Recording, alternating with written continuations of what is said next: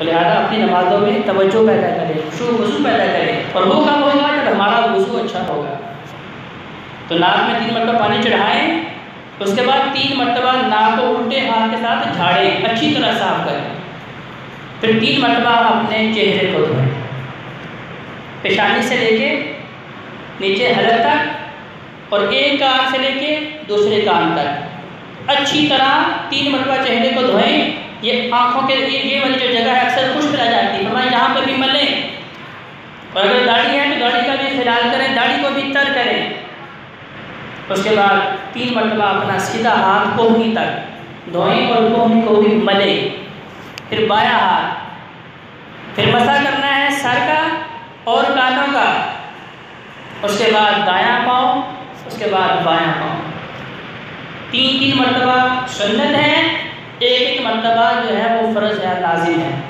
اگر آپ 1 مرتبہ دھوئیں پھر بھی آپ کا وضو ہو جائے گا، 2 مرتبہ اعضاء کو دھوئیں پھر بھی ہو جائے گا، 3 مرتبہ دھوئیں پھر بھی ہو جائے گا، لیکن اگر آپ 3 سے آگے بڑھ جائیں گے تو آپ کا وضو ختم ہو جائے گا، آپ کو دوبارہ نئے سرے سے کرنا پڑے گا۔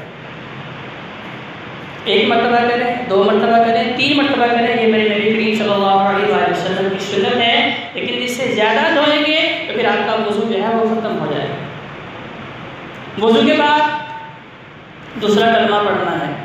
نبی کریم صلی اللہ علیہ وسلم نے اس کی بڑی فضیلت بیان فرمائی، فرمایا کہ جو بندہ وضو کے بعد کلمہ شہادت پڑھتا ہے تو اللہ تبارک و تعالیٰ ایسے خوش نصیب آدمی کے لیے جنت کے 8 دروازے کھول دیتے ہیں۔ کتنی بڑی فضیلت ہے کہ رب کی توحید کا اور نبی کائنات علیہ السلام کی رسالت کا اقرار کر رہا ہے، گویا کہ میں یہ کہہ رہا ہوں کہ میرے اللہ کے علاوہ میرا کوئی خالق مالک نہیں ہے، اور میں اس بات پہ اقرار کر رہا ہوں کہ نبی کائنات اللہ کے آخری رسول ہیں، اللہ کے بندے ہیں۔ اس اقرار پہ جنت کے 8 دروازے کھول دیے جاتے ہیں۔ لیکن کچھ احباب کرتے کیا ہیں کہ اس عمل کو بھی تھوڑا سا غلط کر دیتے ہیں کہ آسمان کی طرف نظر اٹھائیں اور پھر شہادت کی انگلی اٹھا کے تو پھر یہ کلمہ پڑھیں، جبکہ یہ کسی صحیح حدیث کے اندر ثابت نہیں ہے۔ صرف کلمہ پڑھیں، اس کے علاوہ 2 دعائیں اور بھی ہیں، اللہم اجعلنی من التوابین واجعلنی من المتطہرین، یا سبحانک اللہم وبحمدک اشہد ان لا الہ الا انت استغفرک واتوب الیک۔ یہ وضو کے بعد کی دعائیں ہیں۔ تو نبی کریم صلی اللہ علیہ وسلم ارشاد فرماتے ہیں کہ جس بندے نے اس ترتیب کے ساتھ اسباغ الوضو اچھے طریقے سے وضو کیا، ہر عضو کو اچھے طریقے سے تر بدل کیا، ہاتھوں کو دھویا، ہاتھوں کی ساری خطائیں پانی کے ساتھ بہہ جاتی ہیں، چہرے کو دھویا، چہرے کی ساری خطائیں جو ہیں بہہ جاتی ہیں، حتیٰ کہ نبی علیہ السلام فضیلت بیان کرتے فرمایا جب سارا وضو کر دیا انسان صغیرہ سارے گناہوں سے پاک صاف ہو گیا، اس کے بعد جب نماز پڑھتا ہے تو نماز اس کے لیے بونس ہوتی ہے۔ سنن نسائی کی حدیث نمبر 103، بالکل صحیح حدیث۔ نبی کریم صلی اللہ علیہ وسلم کیا فرما رہے ہیں کہ جب انسان وضو اچھے طریقے سے نبی کائنات علیہ السلام کی سنت کے مطابق کرتا ہے تو جس عضو کو دھو رہا ہے اس عضو کی صغیرہ تمام خطائیں معاف کی جا رہی ہیں۔ بار بار مجھے صغیرہ میں اس لیے بول رہا ہوں کہ کچھ احباب کے ذہن میں یہ بھی ہوتا ہے کہ بس وضو کر لیا تو کبیرہ بھی سارے معاف ہو گیا، باقی کام کرنے کی ضرورت ہی نہیں۔ بھائیو، کبیرہ گناہ صرف اور صرف توبہ سے معاف ہوتے ہیں۔ جتنے بھی اعمال کی فضیلت نبی کائنات نے بتائی کہ اگر آپ درود پڑھیں تو سمندر کی جھاگ کے برابر خطائیں ہوں اللہ معاف کر دیتا ہے، سبحان اللہ کو 100 بار پڑھیں آپ کی اتنی خطائیں معاف ہو جاتی ہیں، آپ نماز کی طرف چل کے آتے ہیں مسجد کی طرف ہر قدم پہ 10 خطائیں معاف ہوتی، تو یہ ساری کی ساری خطائیں صغیرہ ہیں، جو چھوٹے چھوٹے گناہ ہم سے سرزد ہوتے ہیں۔ تو اللہ تبارک و تعالیٰ ان اعمال خیر کی برکت سے ہمارے صغیرہ گناہ معاف کر دیتے ہیں، لیکن جو ہمارے کبیرہ گناہ ہیں ان کا تعلق اللہ کے ساتھ ہے، جب تک رب سے معافی نہ مانگے اس وقت تک معافی نہیں ملے گی، اور جن کا تعلق لوگوں کے ساتھ ہے جب تک لوگوں سے معافی نہ مانگ لے وہ ہمیں معاف نہ کر دیں اس وقت تک ہمیں معافی نہیں ملے گی۔ تو نبی علیہ السلام نے کتنی بڑی فضیلت بتائی، فرمایا کہ وضو کرنے سے آپ پاک صاف ہو گئے ہیں، اب نماز میں آپ دیکھیں کتنے نمبر دیتے ہیں، یہ آپ کے اوپر ڈپینڈ کرتا ہے۔ تو نماز سنت کے مطابق خشوع خضوع کے ساتھ اطمینان سکون کے ساتھ پڑھیں، اس امید کے ساتھ کہ انشاءاللہ ہمیں 100 میں سے 100 ہی نمبر دے گا، تو یقینی طور پہ 100 ملیں گے۔ اور اس کے ساتھ آپ کو ایک اور چھوٹی سی سنت بھی بتاتے چلیں کہ اگر آپ اس وضو سے پہلے مسواک کو شامل کر لیں تو پھر یہ سونے پہ سہاگا ہو جائے گا۔ صحیح حدیث جامع ترمذی کے اندر، سنن نسائی کے اندر نبی علیہ السلام فرماتے ہیں کہ 4 کام ایسے ہیں جو سارے نبیوں کو پسند تھے۔ 1,24,000 پیغمبروں کی سنت، بلکہ ان کی محبوب ترین سنت، ان کے پسندیدہ اعمال۔ سب سے پہلا فرمایا الحیا، وہ سارے حیادار تھے، شرم و حیا کا پیکر تھے، کیونکہ الحیا من الایمان، ایمان کا پہلا سٹیپ ہی کیا ہے کہ حیادار ہو۔ جس بندے میں شرم و حیا نہیں وہ ایمان سے عاری ہے۔ تو فرمایا یہ سارے نبیوں کی پسندیدہ سنت اور عمل۔ دوسرا فرمایا النکاح، یہ سارے نبیوں کی سنت۔ تیسرا فرمایا خوشبو لگانا، یہ سارے نبیوں کی مشترکہ محبوب ترین سنت۔ اور چوتھا فرمایا السواک، مسواک کرنا۔ نبی کریم صلی اللہ علیہ وآلہ وسلم نے تو یہاں تک ارشاد فرمایا جبریل امین مجھے بار بار مسواک کی اتنی ترغیب دلا رہے تھے اور بار بار مجھے اتنی اس کی اہمیت یاد دلا رہے تھے، مجھے ایسے شائبہ ہونے لگا کہ شاید اللہ تعالیٰ مسواک کو بھی فرض کرتے ہیں۔ تو صحابہ بیان کرتے ہیں کہ جب نبی السلام گھر سے باہر ہیں، لوگوں کے ساتھ گفتگو ہو رہی ہے، لیکن نبی علیہ السلام مسواک کر رہے ہیں۔ جب گھر کے اندر داخل ہو رہے ہیں، صدیقہ کائنات عائشہ رضی اللہ تعالیٰ عنہ بیان کرتی گھر میں داخل ہوئے مسواک کر رہے ہیں، لیٹنے لگے ہیں مسواک کر کے لیٹے ہیں، صبح بیدار ہوئے سب سے پہلے مسواک پکڑی، مسواک کی ہے۔ اور اگر آپ اس کی تحقیق کریں تو سائنس نے بھی یہ بات ثابت کی ہے کہ جو پیسٹ برش ہم کرتے ہیں اس سے 20 گنا زیادہ طہارت مسواک کے اندر موجود ہے۔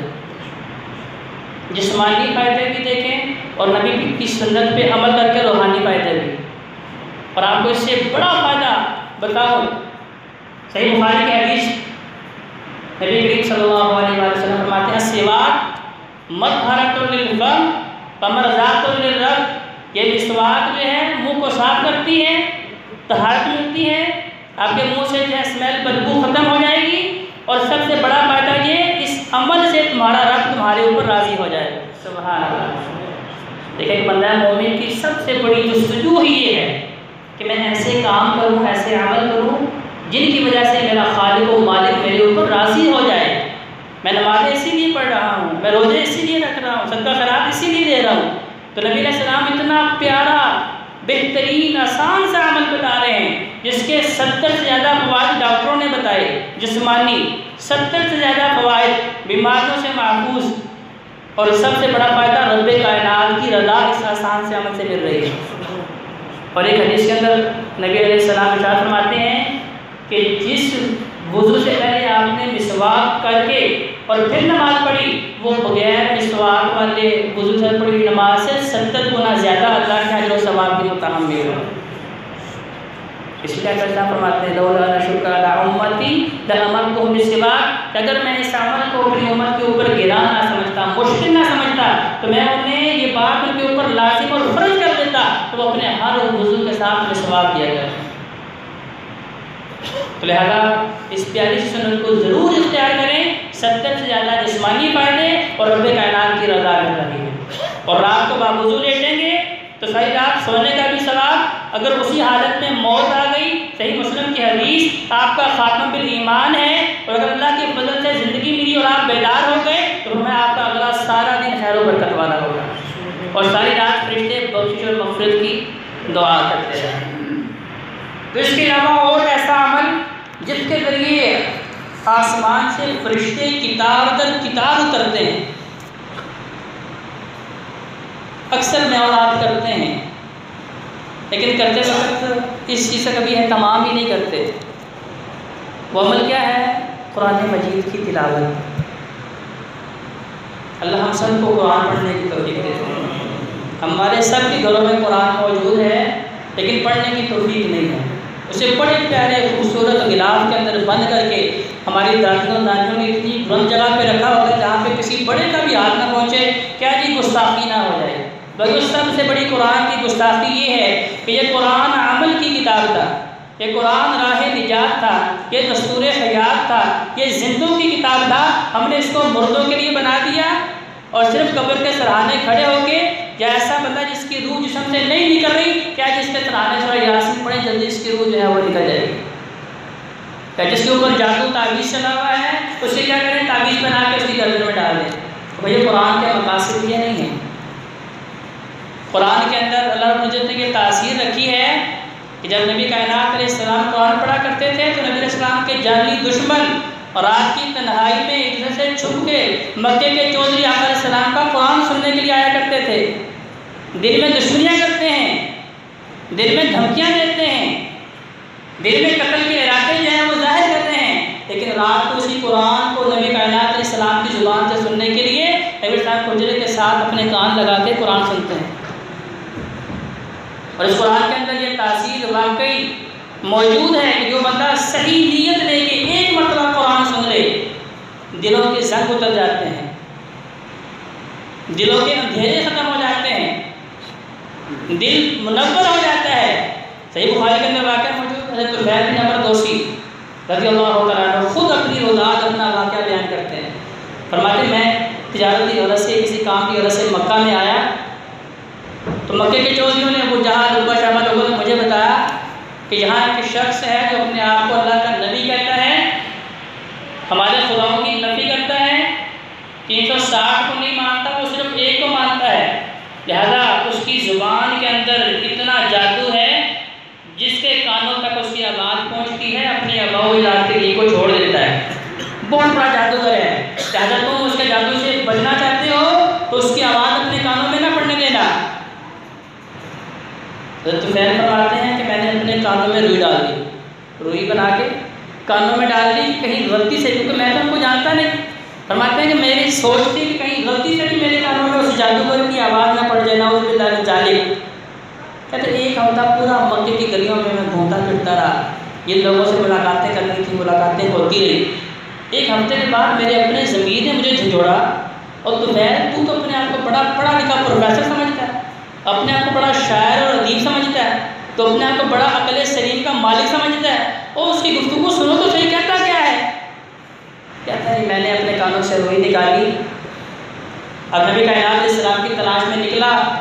آقا السلام ارقم کے گھر میں بیٹھ کے تبلیغ دیا کرتے تھے. فرماتے میں وہاں گیا تو نبی کائنات علیہ السلام قرآن کی تلاوت فرما رہے تھے.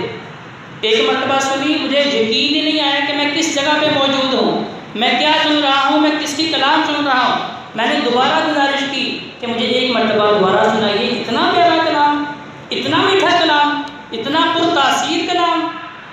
دوسری مرتبہ نبی علیہ السلام نے پھر سنایا, اور میں ایک مرتبہ پھر اشارت کرتے گزارش کی, رسول اللہ ایک مرتبہ پھر سنا دیے. نبی صاحب نے تیسری مرتبہ قرآن پڑھا, اسی وقت اسلام قبول کر دیا. یہ قرآن کی برکت, اگر اسے سچے دل سے آپ ایک مرتبہ سنیں گے تو یہ کوئی وجہ ہی نہیں ہے کہ دلوں کا زنگ نہ اترے, دلوں کی سختی نہ ختم ہو.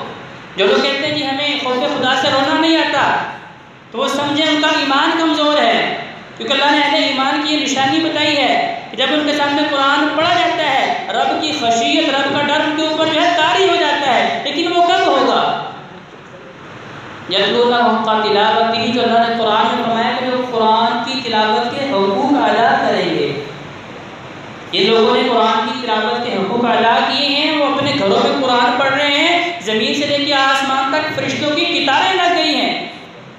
حضرت سعید بن حذیر رضی اللہ تعالیٰ عنہ اپنے گھر میں سورہ بقرہ کی تلاوت کر رہے ہیں, پاس گھوڑا بندھا ہوا, بیٹا یحییٰ وہ پاس سو رہا ہے.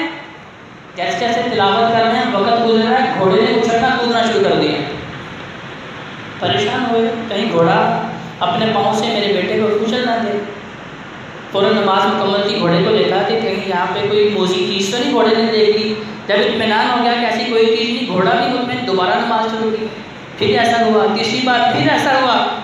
کہتے ہیں اچانک میں نظر آسمان کی طرف پڑی, میں کیا دیکھتا ہوں کہ جیسے چھتری ہوتی ہے ایسی نورانی چھتریاں زمین سے آسمان کی طرف جا رہی ہیں. بڑے پریشان, صبح نماز فجر کے لیے نبی کائنات علیہ السلام کے پاس آئے تو نماز کے بعد نبی السلام کا معمول تھا کہ آپ اشراق تک مسجد میں تشریف فرما رہتے اور صحابہ کو تعلیم اسلام سکھاتے. رات کو کوئی حکم نازل ہوتا تو وہ بتاتے یا صحابہ سے پوچھتے کہ بتائیے کوئی آپ کو کوئی مسئلہ ہے تو مجھ سے سیکھ لیجیے. ہم دنیا جہان کے سارے علوم و فنون سیکھتے ہیں, صرف اسلام سیکھنے کی ہمارے اندر جو ہے ہمت نہیں. کیا جی شرم آتی, اس سے بڑی شرم کی اور کیا بات ہے کہ مجھے اسلام کا پتہ بھی نہیں اور میں کسی ماہر اسلام سے جو ہے اسلام سیکھنے کی کوشش بھی نہیں کرتا. حضرت سعید بن حذیر نے کہا رسول اللہ رات میرے ساتھ یہ معاملہ ہوا ہے. تو نبی کریم صلی اللہ علیہ وسلم مسکرائے، فرمایا سعید آسمان سے رب کے نورانی فرشتے نازل ہوئے تھے، تمہارے قرآن کی تلاوت کتنی عمدہ اور شاندار تھی، یتلون حق تلاوتہ، کیونکہ وہ قرآن کی تلاوت کے جو حقوق تھے اس کے مطابق تلاوت کر رہے تھے۔ فرمایا اگر تم مدینے کے اجالے تک تلاوت کرتے رہتے، مدینے کے بچے رب کے رحمت کے فرشتوں کو اپنی نگاہوں سے دیکھ لیتے۔ تو بھائیو قرآن ہم بھی پڑھتے ہیں، لیکن نہ کبھی جنت کے نظارے دیکھنے کی ہمیں توفیق ہوئی، نہ کبھی جہنم کی ہولناکیوں سے ہماری آنکھ اشکبار ہوئی، نہ کبھی میرے رونگٹے کھڑے ہوئے، نہ میرے اوپر خوف خدا طاری ہوا۔ اس کی وجہ کیا ہے کہ میں قرآن کو صرف ثواب کی نیت سے پڑھتا ہوں، اپنی اصلاح کی نیت سے تو پڑھتا ہی نہیں۔ تو ثواب سے زیادہ اہمیت اصلاح کی ہے کہ اگر آپ نے مسائل پوچھنے ہیں رب کے قرآن سے پوچھیں، کیونکہ سب سے بڑی رہنما چیز ہمارے سامنے قرآن ہے۔ نبی کائنات علیہ السلام نے کیا فرمایا؟ میرے صحابہ جب 73 فرقوں میں امت بڑھ جائے گی تو پھر ان کے لیے صراط مستقیم دو چیزیں ہیں، ترکت فیکم امرین لن تضلوا ما تمسکتم بہما، کتاب اللہ و سنتی، جب تک ان دو چیزوں کو پکڑ کے رکھیں گے صراط مستقیم پہ رہیں گے، انہیں شیطان گمراہ نہیں کر پائے گا۔ ایک قرآن میں دوسرا میری سنت ہے، لہذا قرآن کو اس طرح پڑھیں جس طرح نبی کائنات علیہ السلام نے صحابہ کو سکھایا۔ صحابہ کرام قرآن پڑھتے تھے، اس میں فاروق رضی اللہ عنہ امامت فرما رہے ہیں، ایک ہی آیت کو بار بار پڑھی جا رہے ہیں اور روئی جا رہے ہیں، اتنا روئے، مقتدی حضرات صحابہ کرام بیان فرماتے ہیں حضرت فاروق کی داڑھی آنکھوں سے تر ہو گئی۔ آج میری آنکھ سے ایک آنسو نہیں نکلتا، کیونکہ میں نے قرآن کا معنی کبھی پڑھا ہی نہیں، اس کے مفہوم میں کبھی غور ہی نہیں کیا، میرے پاس وقت ہی نہیں، کیونکہ میں تو دن و دینار کا بندہ بن گیا، میں تو دنیا کا بندہ بن گیا، دن رات ایک ہی فکر، دنیا کماؤں۔ بھائیو اگر اپنے روحانیت پانا چاہتے ہو، کیونکہ ہم نے اپنی روحانیت کو مردہ کر دیا، اس کی گردن کو دبا دیا، ختم کر دیا، اگر چاہتے ہیں ہماری روحانیت زندہ ہو، ہماری روح زندہ ہو، ہمارے طرف کا خوف پیدا ہو، تو قرآن کو پڑھے، اللہ کے کلام کو پڑھے ترجمے کے ساتھ، تو اللہ تبارک و تعالیٰ دلوں کے زنگ دور کر دے گا۔ تو صحیح بخاری کی حدیث کہ جب لوگ قرآن پڑھتے ہیں تو اس پڑھنے والے کے اوپر آسمان سے فرشتے نازل ہوتے ہیں، اپنی رحمت کے ساتھ انہیں گھیر لیتے ہیں اور ان کے لیے بخشش کی دعا کرتے ہیں۔ لہٰذا آئیے ہم بھی اللہ سے دعا کریں کہ ہمیں اللہ اس طرح قرآن پڑھنے کی توفیق عطا فرمائے جس طرح نبی کائنات علیہ السلام نے صحابہ کرام کو سکھایا۔